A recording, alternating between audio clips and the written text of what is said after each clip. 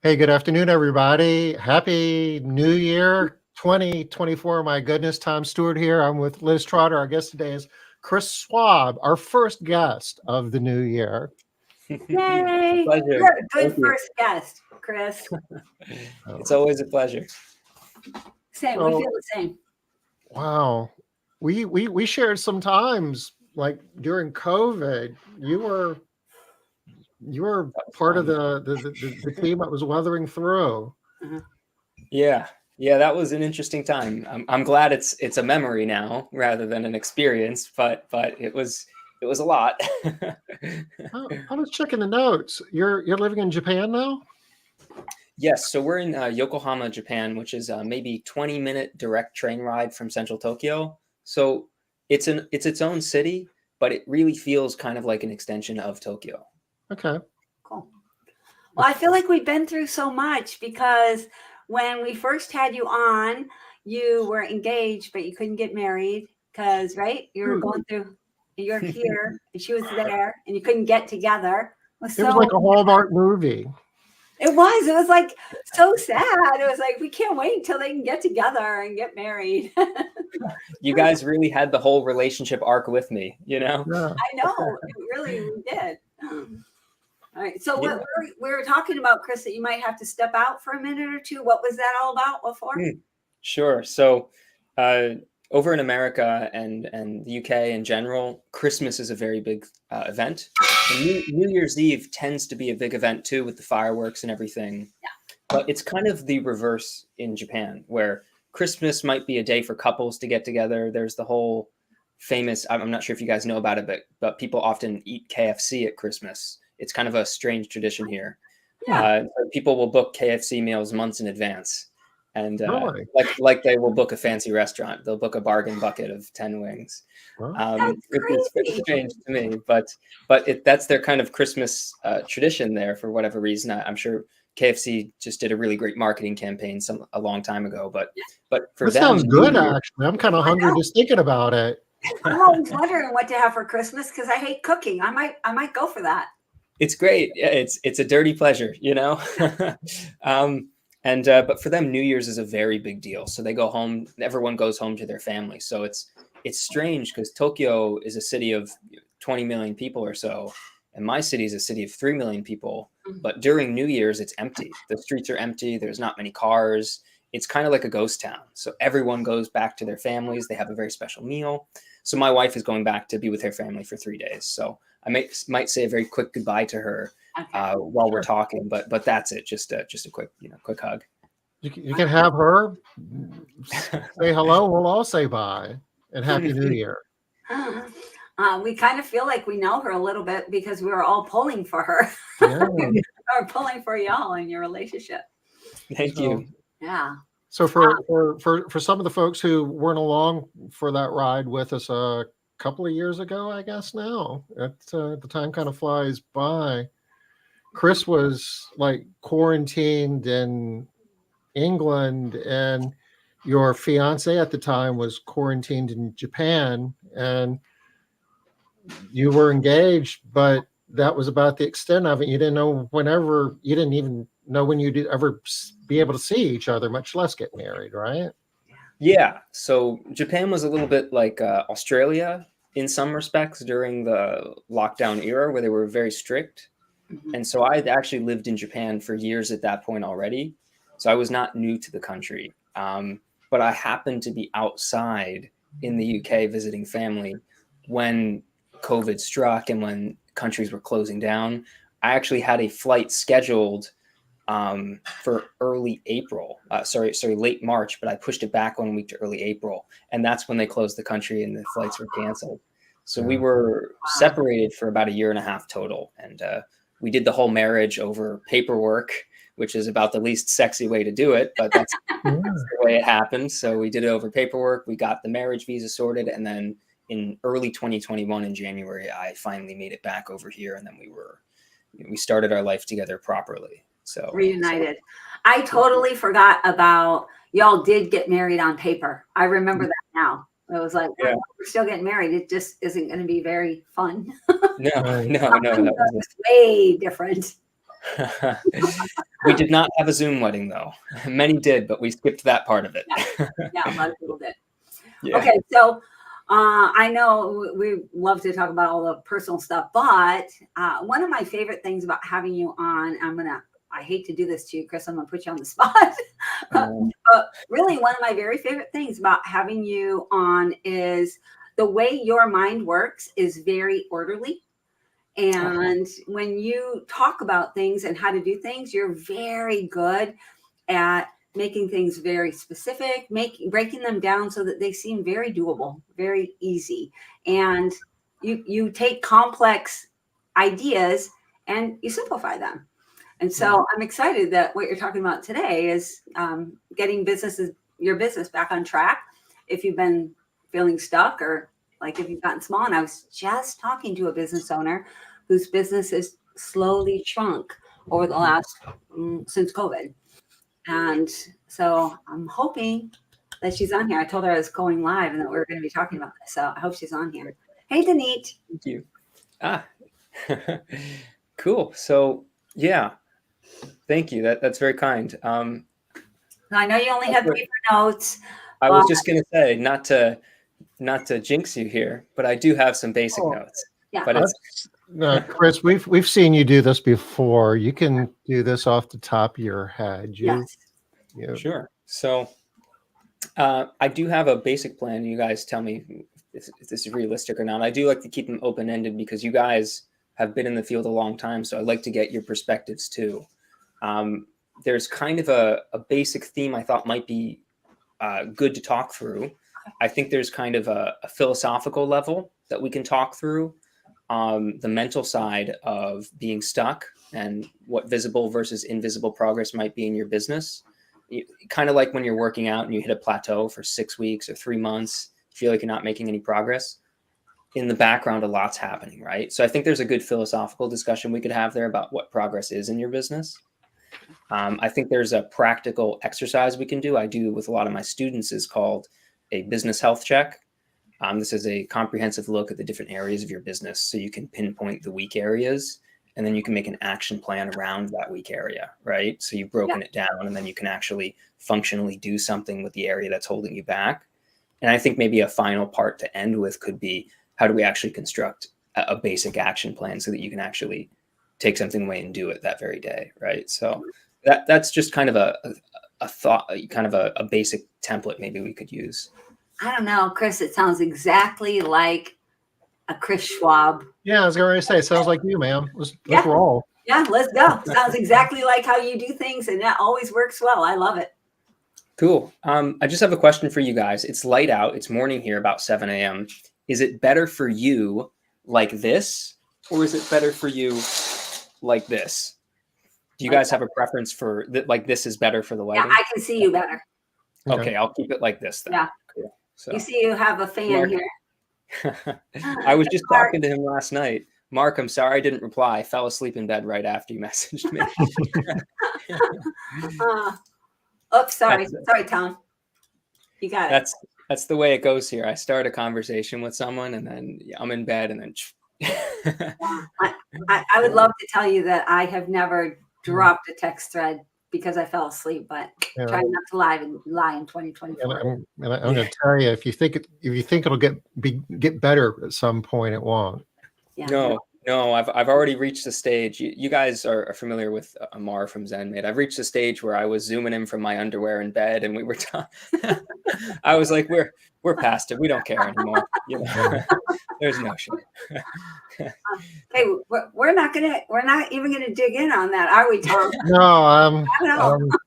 there are questions that could be asked, but we've got an outline here. Let's stick to standard slip when you get too comfortable. It's only so philosophical discussions. I wonder if you guys with your coaching students talk about something similar, but I'm a very physical person. And so before business, a lot of my life, and it still is, but a lot of my life was dedicated to the physical arts. Circus work, hand balancing, weightlifting, yoga, like a lot of these different disciplines I like dabbling in. And I never got to a high level in any of them, but I enjoyed doing them. And one of the things that you'll learn in any physical practice that you do Mhm. is you're going to hit a plateau, and sometimes it'll be a really long time. It might be 2 weeks, but it could be 6 months, and it's not that you're not making progress. It's that there's a lot of progress happening in the background in your body, in the biomechanics, the way that your body's recovering, neurological patterns are being setting down. There's all this stuff going on in the background, but in the front of it, you might not be able to lift any more weight. You might not be able to do any more reps. And so you can start to feel discouraged, like there's no progress happening. But I actually find this is true in business too, is you may be looking at your KPIs, you may be looking at your spreadsheets, and you may be looking at your sales and your revenue, and you might feel like there's no progress being made, or actually my sales are going down. Actually, I have less leads this month. Actually, my team are screwing up and I'm having to give more refunds than normal. You can feel like there's progress is not being made. And sometimes that's true. But I'm wondering if you guys ever have a discussion with your students around visible progress versus invisible progress in your business. Not as often as I think I should now that we're having this conversation. I'm like, that is very, very true. So It's a slippery slope, because if you go down that path, then you can fall into the trap of, well, the numbers don't matter. I'm getting better. You just can't see it in the numbers yet. And Yes. then it's a matter of what yet means. It's like, well, I've been getting better for the last 5 years. We just can't see it in the numbers yet. That's a good point. You need some indicators, right? Yeah. I do think that, so we sort of track everything. Well, we track regularly, daily, weekly, monthly, but we expect that our dashboard, our scoreboard, is going to show us something at a quarter. Similar to like we're SEO people, right? Nothing's going to happen until the quarter mark. But at the quarter mark, I need to see something. It doesn't have to be huge. I don't need to see that I doubled this number or split it in half, but I need to see something in a quarter. And now, Liz, I know you do use like 4DX or some of the principles in some of the coaching that you do. And okay, whatever the core KPI is that you're driving on, maybe you're not moving that, but there's probably some lead indicator that you can quantify and say, yeah, I'm bench pressing and maybe I'm not lifting any more weight, but my watch tells me that the weight that I've been lifting all along, I'm not burning as many calories, or I'm able to do 10 reps more quickly. The leading indicators say that I'm getting stronger. I just can't see it in the lag indicator yet. And so I'm guessing that's what you're talking about, Chris. Very similar, very similar. So we're on the same wavelength now. Good.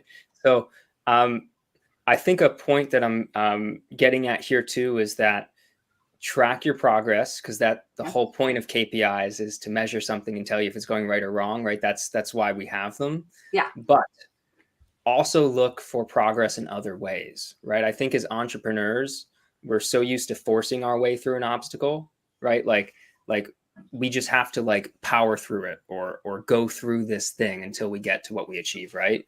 I think that's one of the strengths that we have as business owners, is we're willing to put in that real grit and hard work for very long periods of time with very little reward. But just like our bodies, our businesses often have their own agenda, and that you have to cultivate them in similar ways at times. And so don't get lost in the spreadsheet or the KPI. That's one indicator of the progress of your business. But there's other indicators which matter too, which might be less obvious. So interpersonal dynamics, I think, are a great one, right? You may be steady in terms of revenue and profit, and you should work on that so you continue to grow. But you may actually be coming together closer as a team. You may be working more efficiently. You may actually have a higher purpose to your business that changes as time goes on. For me, the purpose of my businesses have had to change pre-COVID and post-COVID. I've had to give them a new meaning for what they actually mean to me in my life. And that to me is a huge mark of progress, because I have a clear direction again that I can aim towards. So the numbers are an important part of progress, but see if you can see what progress is to you in a bigger way, that's also meaningful. I think that's part of a little bit what I'm saying, is that you can start to see that progress in other areas besides the numbers too. I'm thinking of a business owner right now that was kind of struggling a little bit in this area, feeling like things weren't changing. But when we looked back at where she had come over the course of the last year, one of the things that she wasn't really paying a lot of attention to was she had been working 70-hour weeks, and now she's working 35-hour weeks. And she really, it's huge. And she had a family and she has kids at home. And one of her big stressors was, my kids are growing up and without me. They're growing up without me. But she had completely shifted that so that she was spending time with her kids and still getting work done. So KPIs may not have shown what she was hoping to get them to entirely, but when we looked at that, she was like, okay, that was an investment that I made, and now that I'm doing this, now I have a next path forward. Sure. That's great. That's so great. I love it when people get that time back. It's because that's why we do what we do. Very few of us, I think, are truly here to build a $1 million or a $10 million business. That's like a revenue goal, but that's not why we do what we do. You know. It's one of our new measurements that we're tracking in the circles is owner freedom. Like, how much do you want to be working, and how much time do you want off?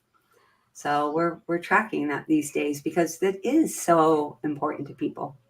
Very cool. Yeah. Yeah, that's a new paradigm, isn't it? Yeah. It really isn't for some people, but I don't know. I never would have considered making that a KPI. Yeah. It's not something maybe you should do, but it's just a thought I wanted to share. Going back to the whole physical culture thing, when I first started getting into physical fitness and nutrition, I used a nutrition tracker, like MyFitnessPal, I think it was called, where you track your calories and your macros and everything. I think a lot of people go through that phase when they start, right? And I haven't done that in many years, but it set a useful foundation for what was healthy and what my body needed, right? And I've done something similar with a couple business owners, not many, because it's really not for everyone.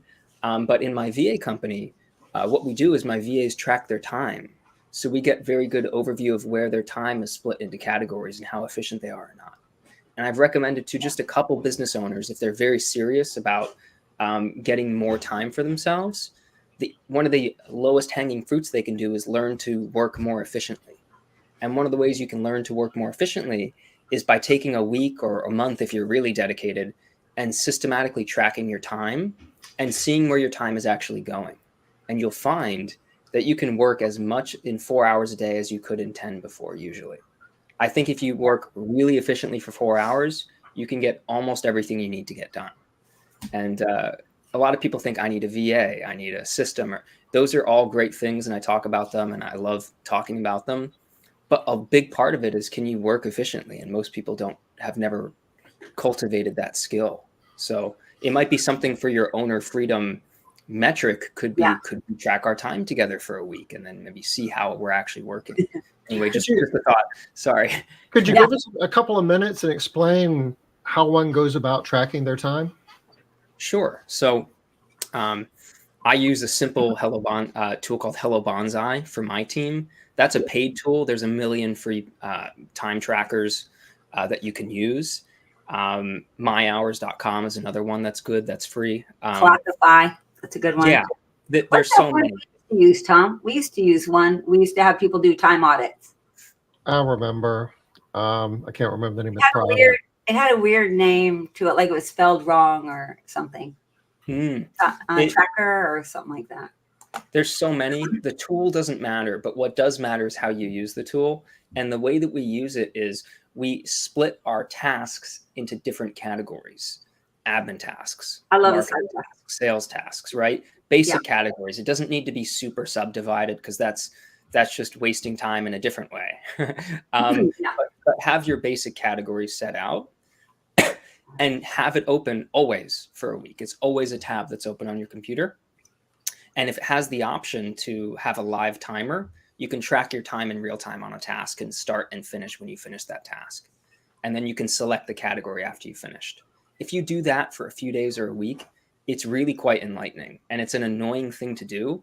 It's not fun, No. but it actually is one of those things that is helpful to give you a perspective on how you're working in your day and take yourself out of it and look a little bit objectively at your work style. So that's a helpful thing. And I think what you mentioned earlier with the business owner who went from 70 to 35 hours a week, that really is a different way of progress, right? I often tell people, and I think you guys do, I'm sure I've seen a post of yours, Liz, on this.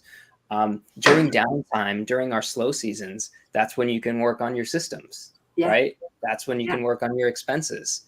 You can make your business run more efficiently during those times. So anyways, that's just that's how I would track my time if I were to recommend it to a business owner now. It's just a very simple method to take you out of it so you can look at it objectively. I like the idea of tracking by category, because I know that a lot of business owners, especially when they're still heavily working in their businesses, they struggle to do this because they are all over the place, right? They're like answering the phone, they're working on a project, and then they're jumping out and going into somebody else's office, and then they're coming back, and then they're writing an email, and then they're like, okay, what was I doing again? Right. So they can struggle to, oh, Tom, it was toggle. Yeah. Remember? Yeah. I love that idea, though. The idea of tracking your time for like an entire week. I've done the MyFitnessPal thing, and there was a time I was like doing it religiously, and it got to the point where you just modify your behavior, and you don't even have, what you're doing, and you don't really need to do it anymore. You just stop having fun. I'm being sorry. That's exactly it. Use it initially to get that initial awareness that it gives you. But once that awareness is with you, you don't need the tool anymore, Because now you know where the problems are, and you can see it in yourself without having to have this outside. You shouldn't eat it. You don't need to even, it's easy not to even think about it. Yeah. I know I shouldn't be watching those Facebook reels. I don't need my app to tell me get off Facebook reels. I'm going to do that. I'm going to be in Phoenix next week, but when I get back, I'm going to take a week and I'm going to do that. And I'm sure that there are some things will come to light that, maybe I need to do it a second week just to verify it. I don't know, but you probably wind up modifying your behavior to some degree because of that. I think you do. And the only danger I'd mention, and I'm sure that you guys have probably experienced that, Tom, maybe you experienced this with MyFitnessPal as I did. There's a danger of over-optimization too. And I see this happen in nutrition, but I do see this happen with people tracking their KPIs too closely too. A lot of coaching programs either never mention KPIs or they focus so much on them that everything is about them, right? It's getting the numbers up. And I think if you over-optimize something, you risk becoming a perfectionist. And that whole trap where you're spinning your wheels, you're never satisfied because nothing is perfect. I think that's a recipe for a bigger business, but I think it's a recipe for an unhappier life too. So I think there's just a balance we need to achieve between the goals that we set for ourselves and what actually matters. Taking it to the fifth decimal place doesn't really create a lot of value for, it just like with the FitnessPal, a lot of times. Let him go, honey. I'm not honey. Let him go to his honey. He needs to say. You saw the wave? Go. My wife is leaving for 3 days. You want to say hi to them? It's Liz and Tom. Hi. Happy New Year. Happy New Year. I'll let you go. Love you. She's a cutie patootie, isn't she? Absolutely. Hey, they're such a cute couple. Yeah, some people are just really well matched. The way they look, y'all just look so cute together. I'm definitely the lucky one. Good. I'm glad you think that. That's always a good, right? That's always such a good. That's a very good sign. Anytime you think you're the lucky one, your life is better. Yeah, I hope she thinks that too. I'm sure she does. All right, so this whole idea of visible versus invisible progress and trying to balance is what I'm hearing, Chris. Not just looking just at one and not allowing yourself to get sucked into, well, I'm not getting any progress, so it's probably all invisible. Like neither one of those is a great option. Correct. Yes. You need to have some definition of what balance is to you in your business and your life. So you know what's appropriate for how much you're extending yourself or not, right? Or how much you care about this goal. Like that's all. It's an important thing that people don't really talk about enough. They may use the term balance. They may use the word itself, but there's no depth, I think, there. Yeah. Yeah. Yes. Invisible versus physical progress. Yeah, I would agree with that. I like it. All right. And so everybody, if you haven't been tracking your time tracking, consider it. For those of you that are hardcore, don't like to follow a schedule, just commit to one day maybe, right? Just, can you do it for one day and see how you do? I know a lot of our entrepreneurs struggle to keep a schedule. They want to do what they want to do. And Yeah. it causes them a little bit. Yeah. There's that whole thing about feeling like you need to do it too, right? Oh, Yeah. It's funny. I run a VA company specifically so I don't have to do admin work. But when I tracked my time a couple of years ago, maybe 2019 or something, I was like, why am I spending 15 hours a week on admin work? Like, don't I have a whole company that should be doing this for me? like the default is so strongly like we're so independently focused on building our businesses that your default is just to do the work. Yeah. So you don't realize, wow, why have I done all this when I didn't need to? I'm just torturing myself basically with extra work. And there's so many different reasons why we do that. Well, let's not get into that because that's a whole nother thing. But there are a lot of different reasons why we do that. It's not just that we're perfectionists. It's not just that we can't let it go. There's a myriad of reasons. So just knowing that it's a problem. Yeah. But I guess the point is, if you want positive change, you need to change yourself. Just working harder, doing what you've been doing typically won't get you to where you want to go. Very much. Yes. There needs to be some modifications at some point. Very much.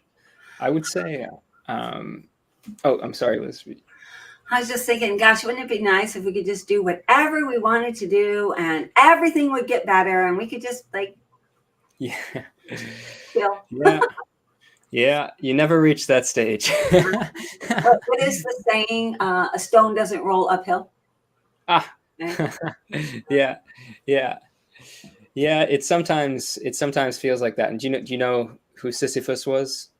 Yeah. In the myths, it sometimes feels like that for a lot of owners. I think right now you're pushing it, Pushing and pushing it. Yeah. Again. Yeah. Never getting anywhere. Cool. All right. So talk to us about your practical exercise. Sure. So it's actually pretty simple. It's something you can do in an hour and a half or 2 hours. But it's something that we do every quarter in my own businesses, but in my students' businesses. And I recommend clients do it too. Whether they do or not, I don't know. But I try and get my students to always do this because it's a helpful reframe of what's important at any one time in your business. And what we do each quarter is a business health check. And what we do is we list the different areas of your business that really matter. And in my mind, those are sales, those are marketing, those are hiring and team management, those are operations, and customer support. There's another separate one for bookkeeping that you can add if you're doing your bookkeeping yourself. That's an area I'm just genuinely terrible at. But if you do your own bookkeeping would be a separate area that you'd want to add as well. And you have these different areas, these 5 different areas. And what you want to do is you want to list them out and you want to rank order them with a score of 1 being very low, not good, to 10 being very high, very good. That's the best, like it's perfect. And you want to do a very quick, just 2-minute exercise where you want to get a feel for how you're feeling about each of those areas of your business. You don't want to attach any numbers yet, but you want to just look at the word sales and you want to go, how do I feel about my sales these past 3 months? Has it been good? Has it been giving me a lot of anxiety? Do I feel bad about it? Have my team been crushing it? And you want to put a number for how you think your sales are doing. Maybe it's a 7. Maybe you've actually made some progress and you're good at making sales, but maybe your client retention isn't so good and you need to work on that. So you're feeling pretty good about it, but you know there's a couple of weak links. So maybe you give that a 7. You repeat that the other 4 or 5 times if you're adding bookkeeping. And you put a score for each of those 2 after taking a moment to think about where you're at with them. This is not an in-depth analysis yet. And what you want to do next is once you've got a score from 1 to 10 for each of those areas, you want to take the lowest ranked area. And that's the one that you want to focus in on for the second step of the business health check. Maybe, like many I see right now, hiring is consistently the biggest issue. It's either not enough leads or not enough cleaners in our industry. And I think for many, the perpetual pain of hiring cleaners and retaining those cleaners and making sure they want to work with your company for the long term and they do a good job is such a difficult thing to manage. That hiring is often the one that people, hiring and team management is often the one they rank lowest. So maybe as an example, hiring is your lowest ranked one and you give it a 3. So it's not really going well. You don't have many new great cleaners coming on board, or maybe you've even lost a couple cleaners. You can't figure out your hiring funnel that everyone's talking about and making promises to you about. It's just not working for you, right? So you would focus in on hiring, and then you'd go to step 2 of the business health check, where you would get specific.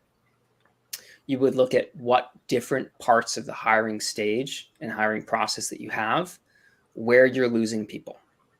It could be that you're losing people after the pre-screen interview.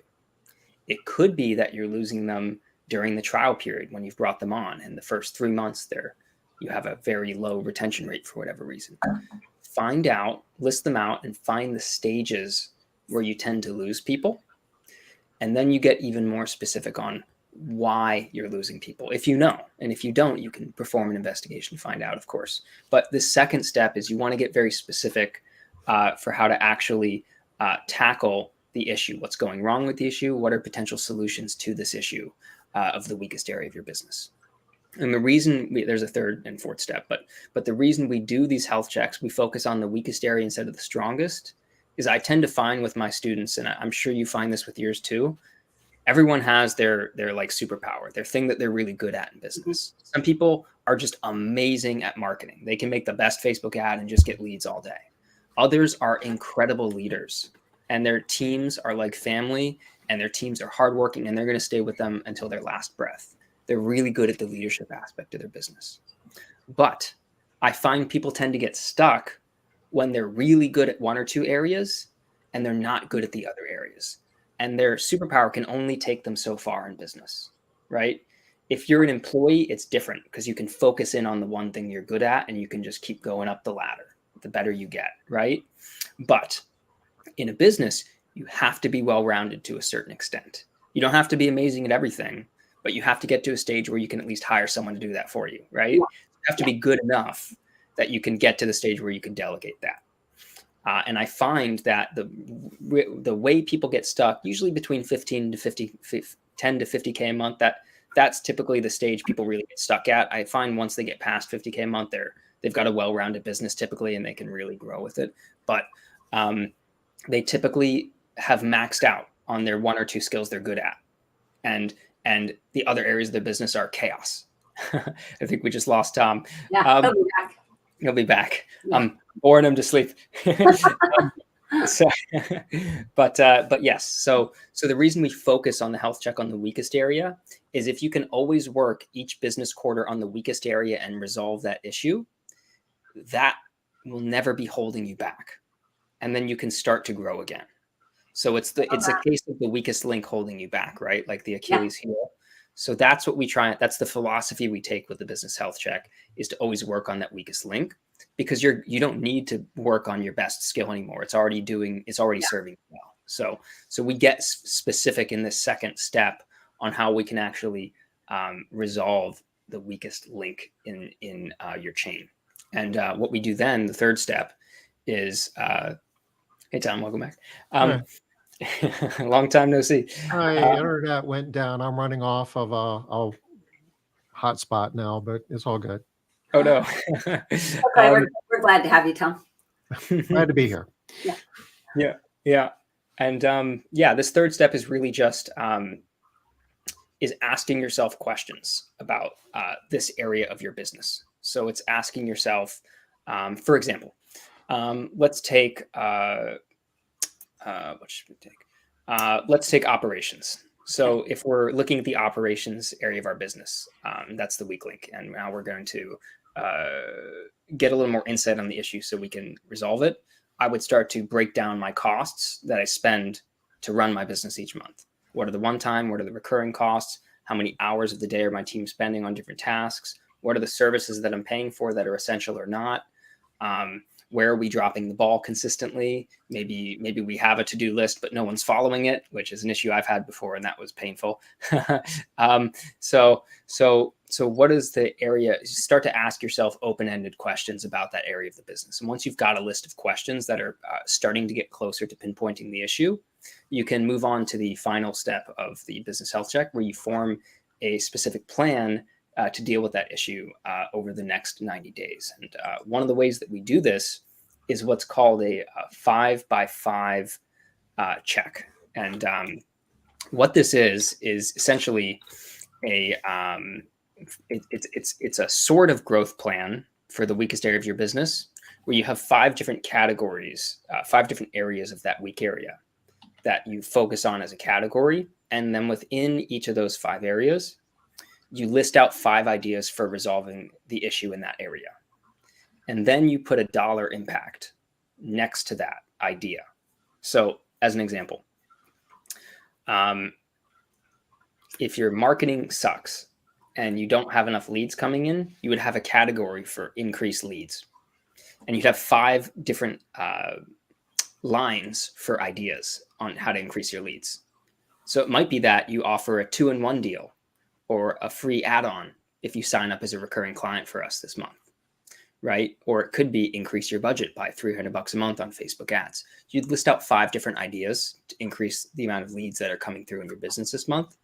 And then on the right-hand side of each of those ideas, you would put a dollar impact that particular idea you think would have. So if I know my cost of acquisition, which you should, that's an important number, you can roughly know what increasing your ad spend should give you. Things change, but you should roughly know in a given time what that impact that would have on your business. So you would split this area into 5 different categories. So at the end of this 5x5 check, you essentially have 25 different ideas for fixing that area of the business. Then you would rank order them by the dollar impact that you think they'd have on your business. And then you would take the top $1 to $3 impact ideas, and then you would put them into your to-do list. You turn them into daily and weekly actions. But that's kind of the last part. I'm sorry, guys, that was a long monologue. That was good. I find it interesting that you start with the 4 or 5 major business parts of the business, and you rank it based on how you feel you're doing First, but that you don't actually put the number down for how you feel. You just think about that first, right? Before you actually. But the number that you put down is kind of based on a gut feel in terms of 1 to 10. How well am I doing? Yes. In a particular area. Would it be easier if I shared the documents with you so you guys could see live what that looks like? Because I know I just spent 15 minutes explaining something at a high level, but Always here.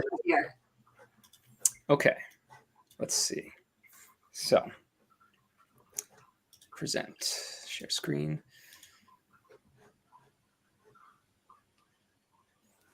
How strange. My Word doc is, when I choose this, I'm just going to choose entire screen. Okay. I couldn't get my Word doc to show earlier today. Yeah, it wasn't showing up in the list. The PDFs and everything were showing up.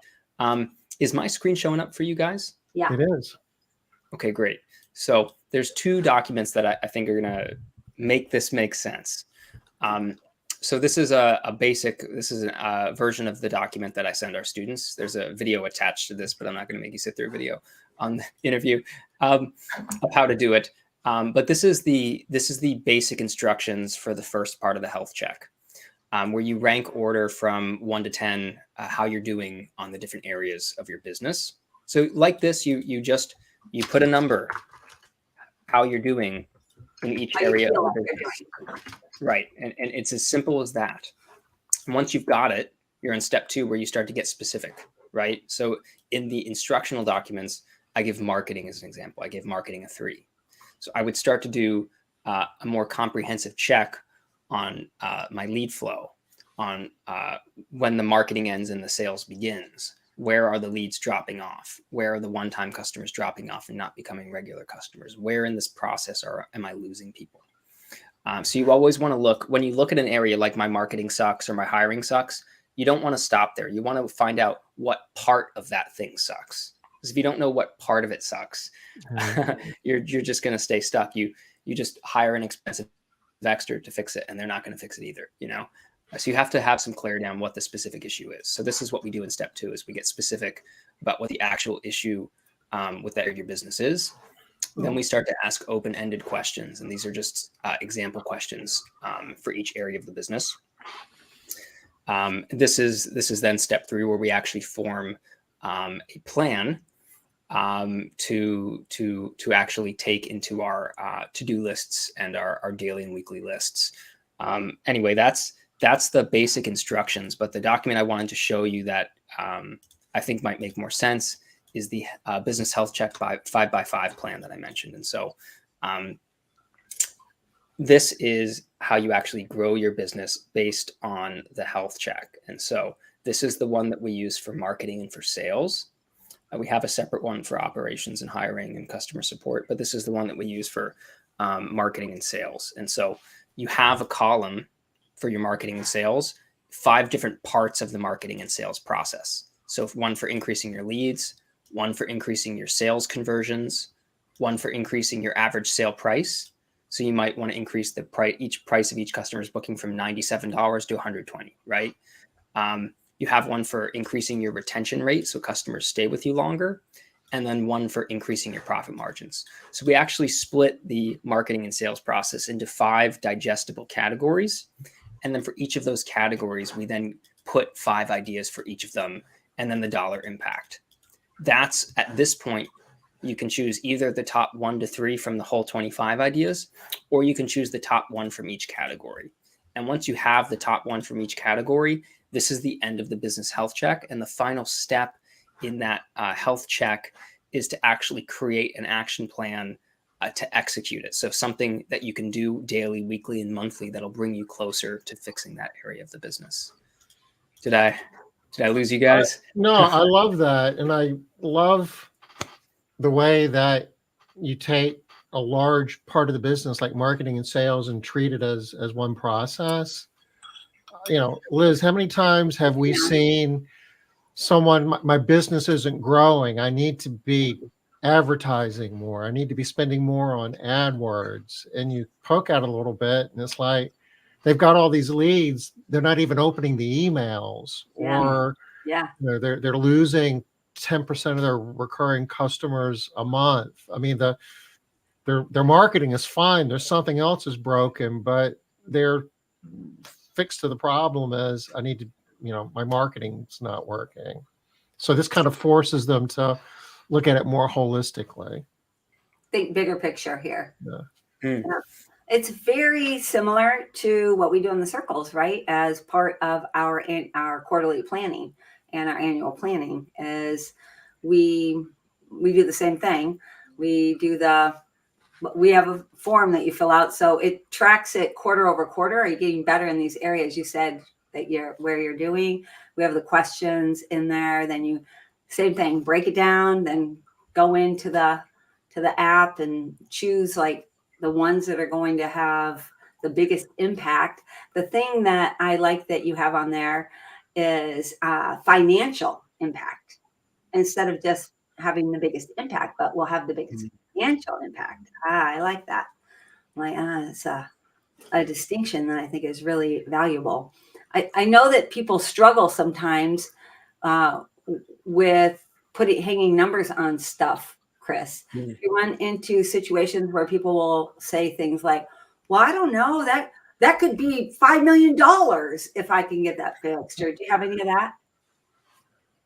Yeah, I find the younger people are the more big impact they think things will have. If I get my Facebook ads right, I'll grow an 8-figure business. Right. That's nice, but this will month. you really? Yeah. But yeah, when I do them with students, honestly, I think the hardest part for them is the middle part, is getting specific about what the actual issue is. They know what general part of the business isn't working well, but many people find it hard by themselves to think through what the core issue is with their marketing or their sales or their hiring. They know if it comes to hiring and team management, they know people are not sticking around. Yeah. But maybe they're not able to step back and see why people aren't sticking around, right? Yeah, but the strategy of breaking it down by time frame, right? Where are you losing the majority of people? Start there. Yes, exactly. Right? Give yourself a process where you can find out the issue. Then you can resolve the issue. But you have to find some reliable way of identifying the issue. Because if you don't, it's going to be chaos forever. You got to have some simple way of getting it under control. But to answer your question, yes, people do struggle a little bit putting the financial impact. So I have an alternate version of the document. I can't find it right now, but it has example dollar amounts for different things. Like if I were to start organically posting on Nextdoor to increase my leads, I put an example of 2 new bookings a month from that. I put a humble example of what that impact might have if you're able to consistently do that thing.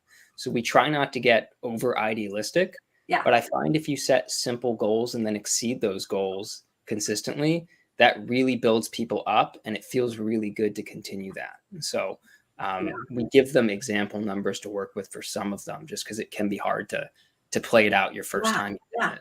I love that you give them some numbers to start with. And I like that you also said they were humble numbers, not 100. 2. Let's get 2.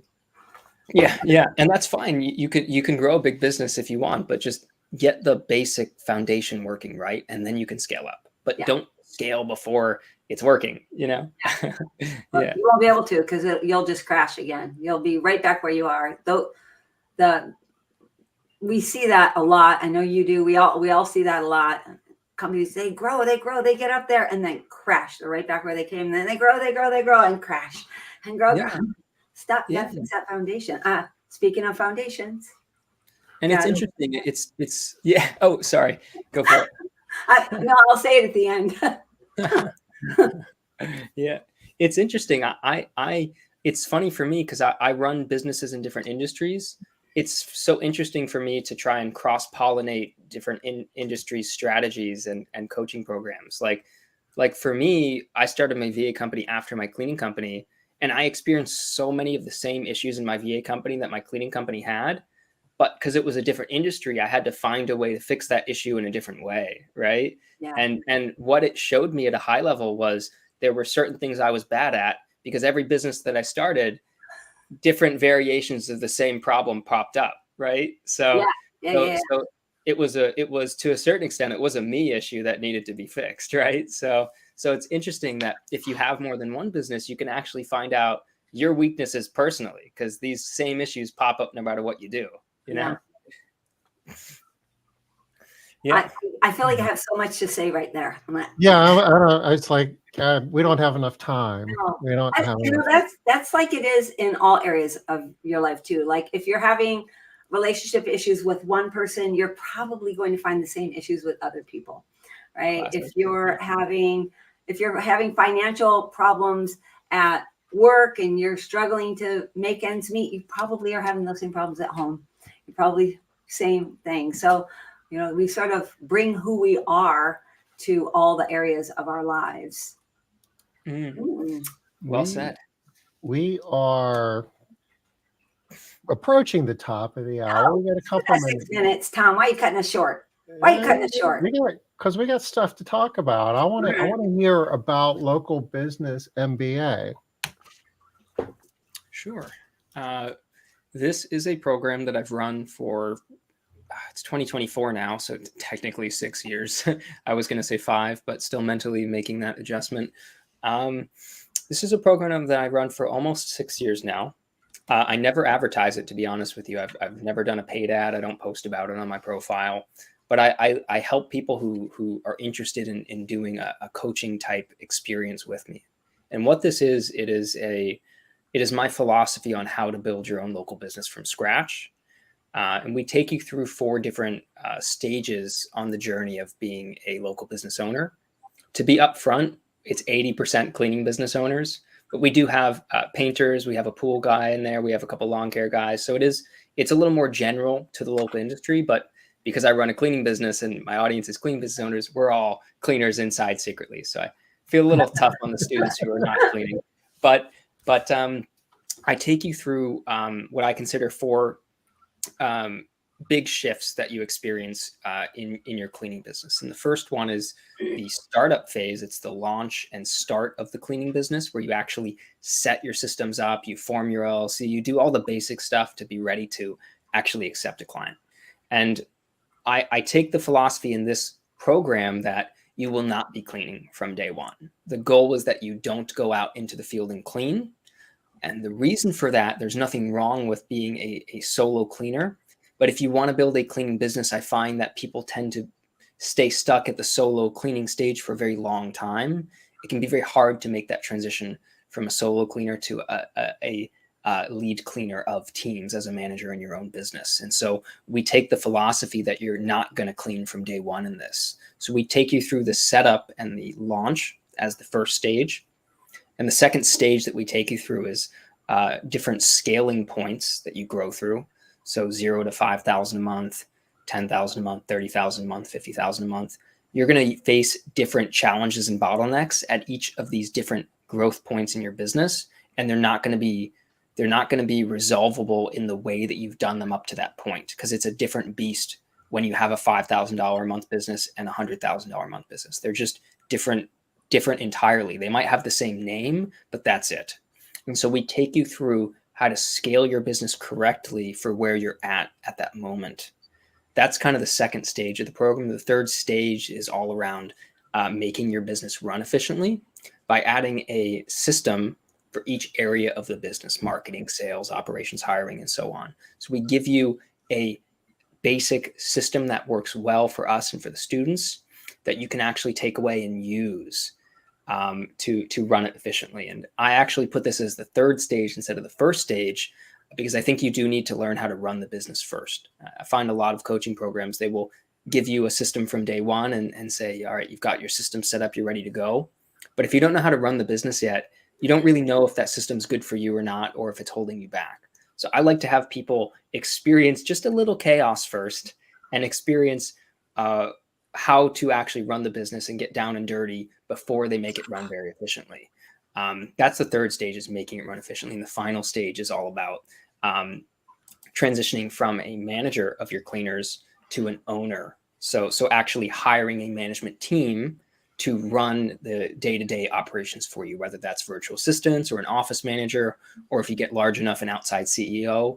We show you how to actually become more of a owner than a manager in your business. So that's the philosophy of the MBA program, is to walk you through those different stages of the local and cleaning business journey. So we've laid it out broadly the way that I do it in my own business, but that's what we do in the Local Business MBA. Very cool. So I really love that. And you illustrated my earlier point by saying that, Chris, that you take very complex ideas and you make them simple. You make them easy. Let's just break it down into these 4 little stages, and we're just going to work these 4 stages. And I think that works so well for so many people. I love that. So if someone wants to know more about this program or just reach out to you in general, I dropped the URL in chat. Is that the best way to get a hold of you? Sure, yeah, that or I mean, honestly, everyone in our communities, we've kind of cross-pollinated a lot. So if you guys have Liz or Tom as a friend, you can find me on Facebook. You can shoot me a message too. That's always fine. I will answer. I won't ignore you. I might take a while to get back to you if I'm asleep over here, but I will answer you. So In your underwear, chatting with Amar. yeah. Again, too much information, y'all. Too much information. I will keep the video off. Which is actually saying something if that's coming from me, right? That's really, yeah, saying something there. Yeah, no sense in digging into that. Yeah. Tom, real quick before we head out, why don't you tell everybody what you're doing in Phoenix next week? I'm hanging out in Phoenix. Sarah Mitchell is hosting Maid Central Academy Live. It's going to be Tuesday, Wednesday, Thursday. This is up at the moment. If you tomorrow morning, it's coming down because we have to stop taking reservations or signups or whatever, registrations, I guess is the word I'm struggling for. The caterers and all that stuff kind of need to know the numbers and start getting ready. We got materials to pull together. So we still have some space left. If you want to sign up, you've got a few hours left to do that.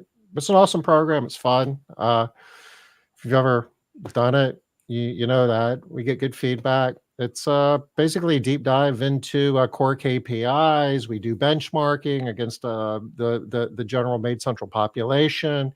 You learn a lot about how to use KPIs to grow and build your business. We have people come who don't even use Maid Central, and they get value out of it. So it's kind of a general community thing. We have test databases that people are able to log in and play around and do stuff. We had a fun time. It's cool. Very cool. And I know that a lot of people have had a lot of great feedback about that in previous versions, but also especially now that you have added on that third day, Tom. It's a 3-day program now. That's right. So it really gives us an opportunity to stretch out a bit and go deeper on some topics. Ooh, very cool. So Tom, I see that you are putting up that happiness event there, and I had not announced that yet, but we have run into a glitch, and I'm going to be making an announcement. We're not going to be able to do that happiness event. I guess it's next week after all. Yeah, next Friday. Yeah. But I'll be making a separate announcement for that. But you got foundations up there, I see. But we are doing foundations, and that's going to be here pretty quick. Yeah. Like March. Yeah. So that program, if you haven't heard about foundations, everything that Chris is speaking to right now today is part of what you want to be looking at, or part of what you will be learning when you go to foundations.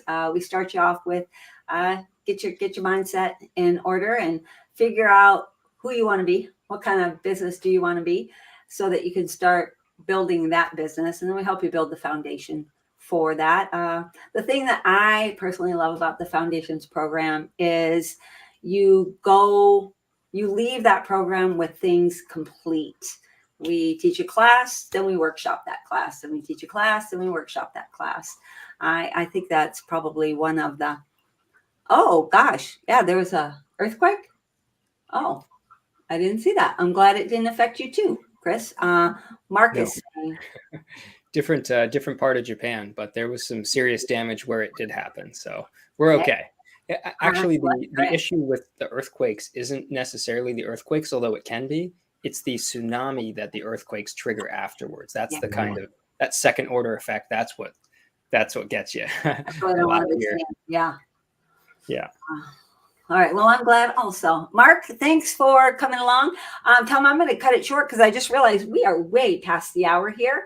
We'll talk about foundations more in depth at another time.